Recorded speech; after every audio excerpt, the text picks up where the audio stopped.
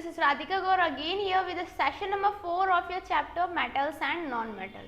This session includes chemical properties of non-metals. In last session we discussed about chemical properties of metals, but in this session we are going to discuss about chemical properties of non-metals. So let's start with the understanding that what are the chemical properties of non-metals and उनका basis क्या होगा.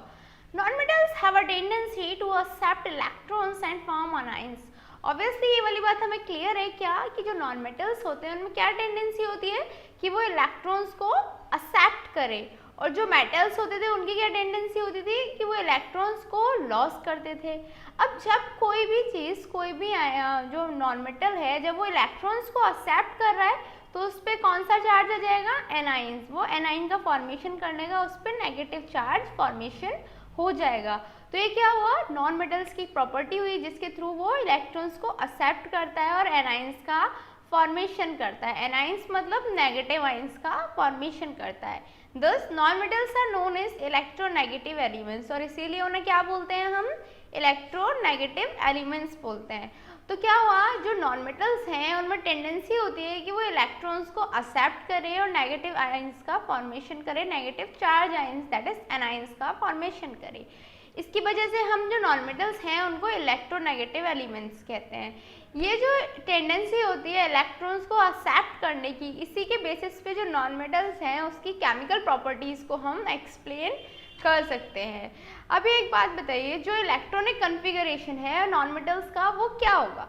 तो most of the I mean to say the atoms of most of the non metals need 1, 2 और 3 electrons to acquire stable electronic configuration like their respective nearest noble gases.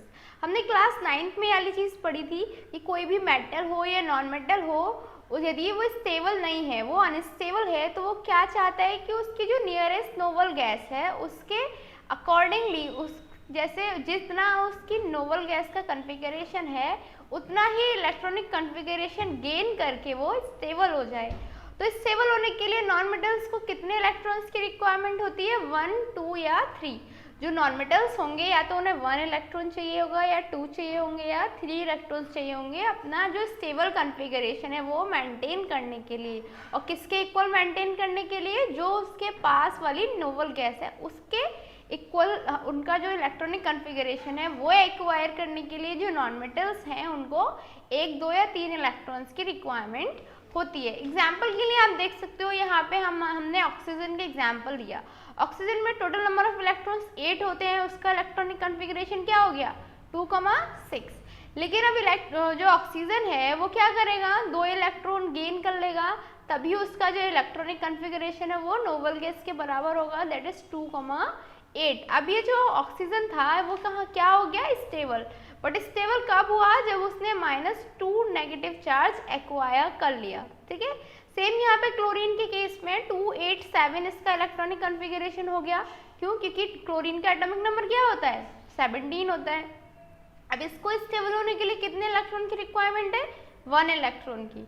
जब 1 electron इसने gain कर लिया तो इसका इलेक्ट्रॉनिक कन्फिगरेशन क्या हो गया, 2,8,8. तो ये क्या हो गया, क्लोरीन स्टेबल हो गया. बट स्टेबल कब हुआ, जब उसने 1 इलेक्ट्रॉन एक्सेप्ट किया, 1 इलेक्ट्रॉन एक्सेप्ट करके एक नेगेटिव चार्ज एक्वायर किया.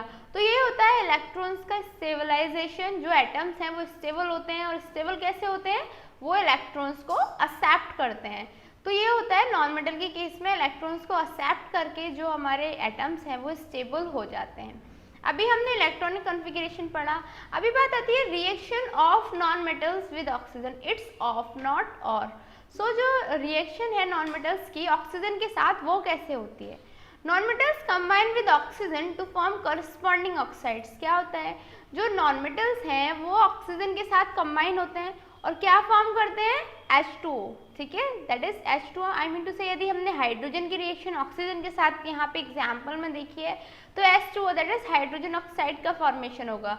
यदि कोई और नॉन मेटल है वो किसी ऑक्सीजन के साथ रिएक्शन कर रहा है तो अलग टाइप की ऑक्साइड बनेगी. दैट इज जो नॉन मेटल ऑक्सीजन के साथ रिएक्शन कर रहा है उसकी रेस्पेक्टिव ऑक्साइड्स का फॉर्मेशन हो जाता है.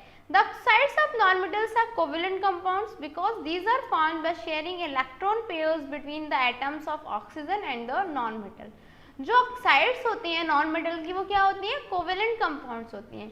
कोवेलेंट कंपाउंड क्यों होती हैं वो, क्योंकि वो कैसे फॉर्म होती हैं, जब ऑक्सीजन और नॉन मेटल के एटम्स के बीच में इलेक्ट्रॉन्स के पेयर का शेयर होता है।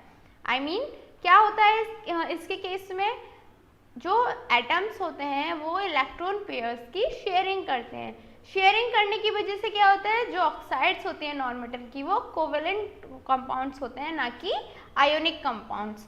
तो क्लियर हुआ क्या, फर्स्ट तो ये that non metal combines with oxygen to form corresponding oxides, and this other thing is that the oxides of non-metal are covalent compounds because these are formed by sharing electron pairs between the atoms of oxygen and the non-metal. So the next thing is that what is the nature of oxides of non-metal. अभी non metals की oxide कैसे form हुई, ये वाली बात हमने clear कर ली कि नॉन मेटल्स की रिएक्शन जब हमने ऑक्साइड्स के साथ करा दी, ऑक्सीजन के साथ करा दी, तो हमें जो नॉन मेटल्स हैं उनकी ऑक्साइड्स का फॉर्मेशन दिख जाता है। बट अब बात आती है जो ऑक्साइड फॉर्म होते हैं उसका नेचर क्या होता है। मेटल्स के केस में हमने पढ़ा था कि मेटल्स की जो ऑक्साइड होती हैं वो बेसिक नेचर की होती हैं और एम्फोटेरिक नेचर की होती हैं। अब बात आती है नॉन मेटल्स की ऑक्साइड्स का नेचर कैसा होगा। Some oxides of non-metals are acidic in nature and forms acid when dissolved in water. क्या होता है, कुछ ऑक्साइड जो होती हैं नॉन मेटल्स की वो एसिडिक होती हैं नेचर में, दैट इज जब उन्हें हम वाटर में डिसॉल्व करेंगे तो वो किसका फॉर्मेशन करेंगी, एसिड्स का फॉर्मेशन। इसी नेचर की वजह से because of this nature they are called acid anhydride, और इसीलिए हम उन्हें क्या बोल सकते हैं, एसिड एनहाइड्राइड। जैसे यहाँ पे आप एग्जाम्पल देख सकते हो, सल्फर डाइऑक्साइड है, इसकी रिएक्शन जब हमने H2 दैट इज वाटर के साथ करी तो किसका फॉर्मेशन हुआ, H2SO3 जो होता है हमारा सल्फरस एसिड। ये H2SO4 से डिफरेंस है, जो H2SO4 होता है वो होता है सल्फ्यूरिक एसिड और ये है H2SO3 that is sulphurous acid. तो क्या हुआ, जो ऑक्साइड्स होती हैं नॉन मेटल्स की are acidic in nature and forms acid when dissolve in water and this is the reason they are called acid anhydride. Clear. So the next thing is that जो oxides होती हैं उनकी और क्या क्या qualities होती हैं। फर्स्ट तो ये the acidic oxides turns blue litmus red, जो ब्लू लिटमस सॉल्यूशन होता है उसे क्या करती है, एसिडिक ऑक्साइड्स रेड में कन्वर्ट कर देती हैं। Some oxides of non metal are neutral, these do not give litmus paper test. जो हमारी एसिडिक वाली थी वो क्या करती थी, एसिडिक ऑक्साइड्स क्या करती थी, ब्लू लिटमस पेपर को रेड लिटमस पेपर में टर्न आउट कर देती थी। बट जो हमारी नॉन मेटल्स की ऑक्साइड्स जो न्यूट्रल होती हैं वो क्या करती हैं, they do not give litmus paper test. Obviously जो न्यूट्रल सब्सटेंसेस होते हैं वो लिटमस पेपर टेस्ट नहीं देते हैं। The next thing is that non metals do not form basic oxides.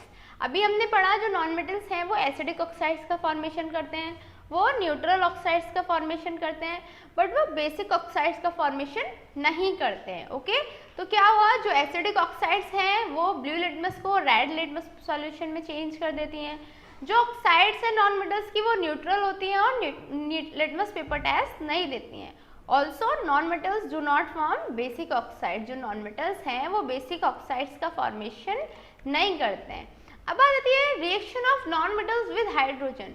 जो नॉन मेटल्स हैं वो हाइड्रोजन के साथ रिएक्शन करके क्या कंपाउंड्स का फॉर्मेशन करेंगे। Non metals combined with hydrogen under different conditions to form corresponding hydrides. क्या होते हैं, नॉन मेटल्स हाइड्रोजन के साथ कंबाइन होते हैं, different conditions that is temperature pressure different रह सकता है, कैटलिस्ट का जो हम यूज है वो डिफरेंट रह सकता है, और क्या होता है जब वो ऐसी कंडीशंस में रिएक्ट करते हैं तो हाइड्राइड्स का फॉर्मेशन करते हैं। यहाँ पे आप देख सकते हो, यहाँ पे N ठीक है नाइट्रोजन है जिसपे 5 इलेक्ट्रॉन्स हैं, यहाँ पे that is outermost shell में 5 इलेक्ट्रॉन्स प्रेजेंट हैं। ये 3H के साथ रिएक्शन करेगा तो इसको हम इलेक्ट्रॉन डॉट स्ट्रक्चर इसकी कैसे बना सकते हैं, N5 तो इसके ऑलरेडी थे, 3 1 1 H के हो गए, तो टोटल इन्होंने बॉन्ड्स का फॉर्मेशन कर लिया 3H ने एक एक N के इलेक्ट्रॉन्स के साथ, और हमारे पास एक लोन पेयर बचा, ठीक है 2 इलेक्ट्रॉन्स का लोन पेयर बचा N के ऊपर। ये किसका फॉर्मेशन हो गया, NH3 जो क्या है, एक हाइड्राइड है। ठीक है तो क्लियर हुआ, when non-metal combines with hydrogen under different conditions they form corresponding hydrides. So the next thing is that what is the reaction of non-metals with chlorine. अभी हमने किसके साथ में पढ़ा, हाइड्रोजन के साथ। अभी बात आती है जो क्लोरीन है उसके साथ जब रिएक्शन करते हैं नॉन मेटल्स तो किसका फॉर्मेशन होता है? Non metals combine with chlorine to form covalent chlorides. क्या होता है?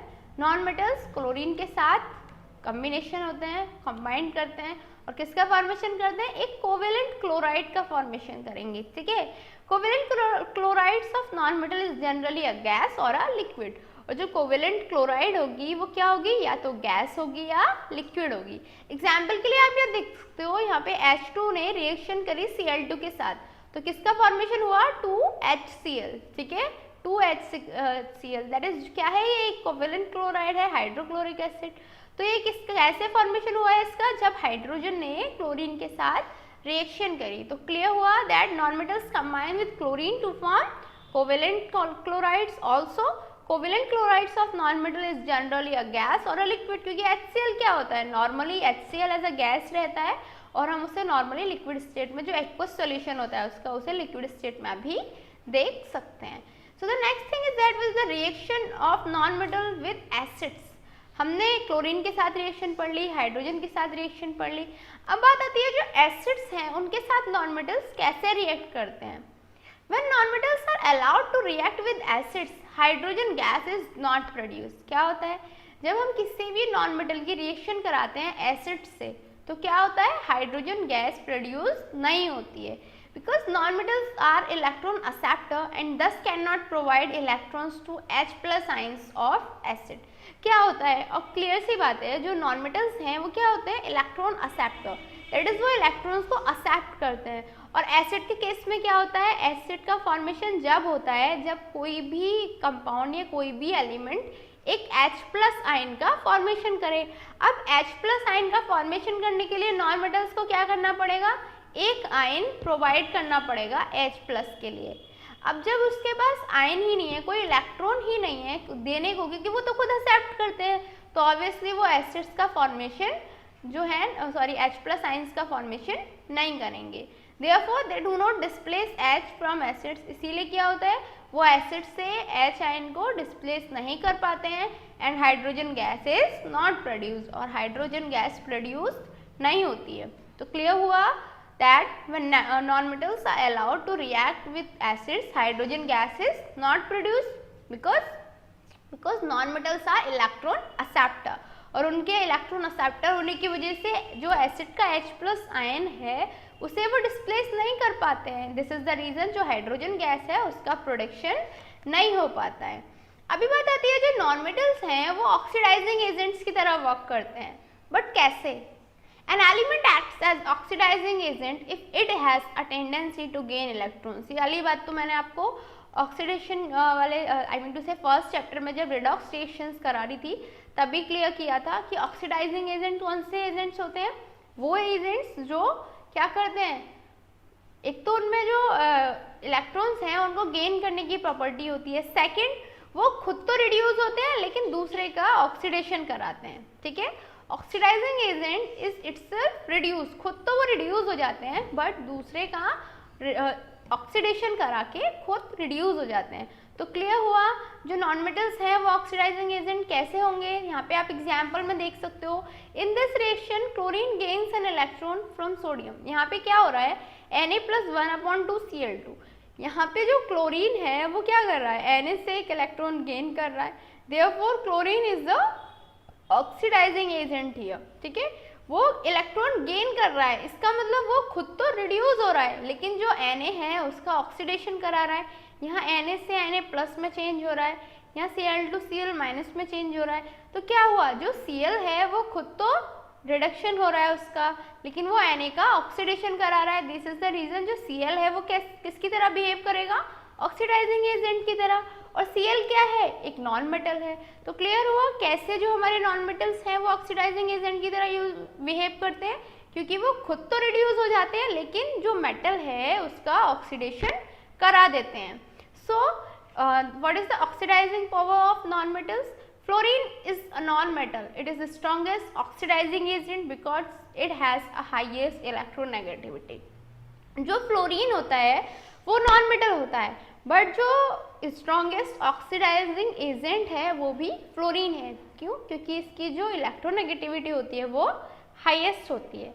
It can cause oxidation of chlorine, bromine and iodine. ये क्लोरीन, ब्रोमीन और आयोडीन का भी ऑक्सीडेशन करा सकता है, जबकि जो क्लोरीन है वो सिर्फ ब्रोमीन और आयोडीन का ऑक्सीडेशन कराएगी, जो ब्रोमीन है वो सिर्फ आयोडीन का ऑक्सीडेशन कराएगा, और आयोडीन ना फ्लोरीन का ऑक्सीडेशन करा सकता, ना क्लोरीन का, ना ही ब्रोमीन का।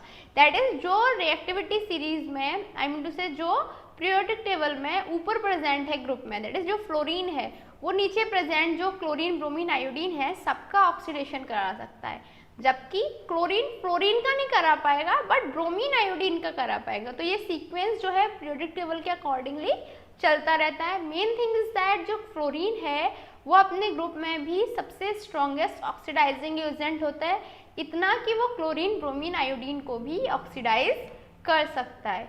So it's a time for challenging question mark and today's question is on burning sulfur in oxygen a colorless gas is obtained. What is the nature of this gas? जब हम sulphur को oxygen में burn करते हैं तो एक colourless gas का formation होता है। जो कलरलेस गैस होती है उसका नेचर क्या होता है? And your time's start now. 1 2 3 4 5 times up. So have you answered this question in your mind? Let's check out. Actually it is sulfur dioxide. What? Sulfur dioxide will be formed by the action of burning the sulfur in the oxygen. जो sulphur dioxide है उसका formation होगा जब हम क्या करेंगे, sulphur को oxygen की प्रेजेंस में बर्न करेंगे, और ये जो गैस होगी वो कैसी होगी, एसिडिक होगी नेचर में। ओके, जो गैस होगी ये क्या होगी, एसिडिक होगी नेचर में। तो क्लियर हुआ that sulfur dioxide will be formed by the action of burning the sulfur in oxygen and this gas will be acidic in nature. So what did we learn today? हमने जो non metals हैं उनकी chemical properties के बारे में discuss किया। हमने discuss किया जो नॉन मेटल्स हैं वो हाइड्रोजन के साथ कैसे रिएक्शन करते हैं, क्लोरीन के साथ कैसे रिएक्शन करते हैं, एसिड्स के साथ वो कैसे रिएक्शन करते हैं, एसिड एनहाइड्राइड का फॉर्मेशन वो कैसे करते हैं। Also we learn many things about chemical properties of non metals. In next sessions, we are going to discuss more about this chapter. Till then, good luck.